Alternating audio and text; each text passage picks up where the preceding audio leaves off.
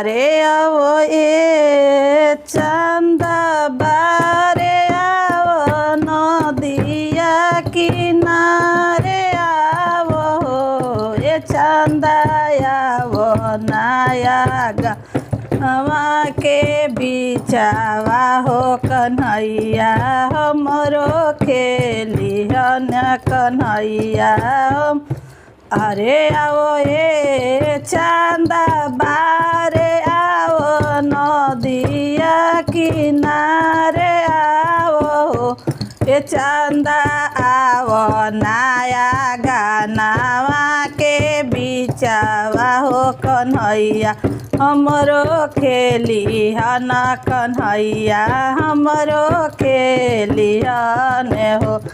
कृष्ण के बड़े बड़े पौआ बेरौआ भाला सो भेला हो ए लालना टपकी कृष्ण चलले देखत निकला गेला चलत निकला गेला हो।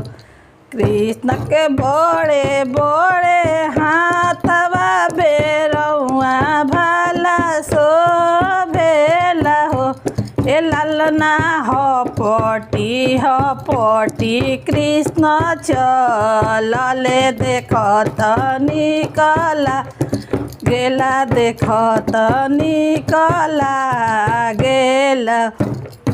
अरे आओ ए चंदा बारे आओ नदिया किनारे आओ हो ए चंदा आओ नया गानावा के बिचावा कन्हैया हमरो खेलिहन कन्हैया हमरो खेलिहन हो। कृष्ण के बड़े बड़े आँखिया का जलवा भला सो भेला हो ए लालना टुकुर टुकुर कृष्ण ताकले देखत निकला गेला देखत निकला गेला हो।